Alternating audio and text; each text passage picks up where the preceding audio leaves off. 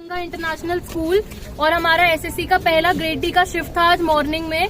हमारे जो स्पीकर्स थे वो सिर्फ इतनी बड़ी क्लास में एक स्पीकर लगा हुआ था और उन्होंने कहा सबको समझ आएगा। जब हमारा ट्रायल पैसेज हुआ हमने 10 बार बोला कि हमें कुछ भी समझ नहीं आ रहा है, ना उनकी प्रोनाउंसिएशन ना उनकी आवाज, और वो इतना फंबल कर रहे थे, उनको इंग्लिश भी बोलनी नहीं आती थी।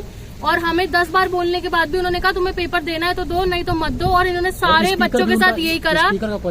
स्पीकर का क्वालिटी इतना खराब था, इन्होंने कहा दूसरे रूम में चले जाओ। जब हमने दूसरे रूम में भी ट्रायल के भी टाइम पे बोला कि इनका स्पीकर नहीं चल रहा, तो इन्होंने हमारा एक्चुअल पैसेज शुरू कर दिया बोल के कि लिखना है तो लिखो, नहीं लिखना तो छोड़ दो। बच्चों का जबरदस्ती लॉगिन करा और उसके बाद कोई भी इन्होंने हमें रूम में लॉक कर दिया इन सब लोगों ने। और हमें कुछ भी नहीं पता है कि एसएससी करेगा या नहीं करेगा। और हमारा पेपर रीशेड्यूल होना चाहिए क्योंकि ये पेपर जो है ये कोई भी बच्चा डिक्टेशन नहीं लिख सकता। और 80 की डिक्टेशन बोल के 100 की स्पीड पे डिक्टेशन दी गई है और उसमें पैसेज के पहले ये बोला गया है कि now the dictation will be given at 100 word पर मिनट 1000 वर्ड्स, और हमारा पेपर 80 वर्ड पर मिनट का होता है। फ्लक्चुएशन अलग बात है, इन्होंने गलत स्पीड पे बोला है पेपर। जब ये डिक्टेशन स्टार्ट होने वाली थी उससे पहले इन्होंने जब अनाउंस करते हैं तो इसमें इन्होंने बोला था कि हम 1000 वर्ड की डिक्टेशन शुरू कर रहे हैं 100 वर्ड पर मिनट के हिसाब से। जब इन्होंने हमें अलग से रूम में भेज दिया, इन्होंने कहा कि अब आप लोग पेपर देना चाहते हो तो दे दो वरना आप जा सकते हो।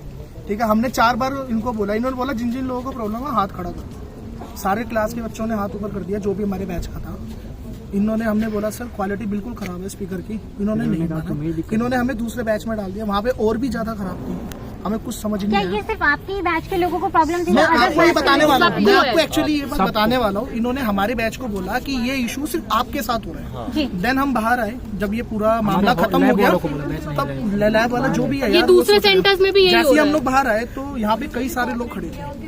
सबने सेम चीज बोली कि हमारी लैब में भी ये इशू था, हमारी लैब में भी इशू था, हमारी लैब में भी इशू था। और सेम उन लोगों ने भी बोला कि सिर्फ आप लोगों को दिक्कत है और किसी को दिक्कत। फरीदाबाद में पेपर रिकंडक्ट कराया गया है। टोटल जो टाइमिंग आप लोगों को दी जाती है उसको लेके भी कोई इशू आया था? हमें टाइमिंग कुछ दी नहीं क्योंकि हमारा पेपर हुआ ही नहीं और ना ही हमें कोई स्पेसिफिक रीडिंग टाइम दिया गया। सबसे बड़ी इशू इनका ये था, सबसे बड़ा इशू इनका ये था कि जब इन्हें पता था कि इनके स्पीकर की क्वालिटी सही नहीं है, जो बंदा वहाँ पे पूरे डिक्टेशन दे रहा है उसकी प्रोनाउंसिएशन में इशू है थोड़ा सा, तो उनको कुछ और करना चाहिए था उसके लिए।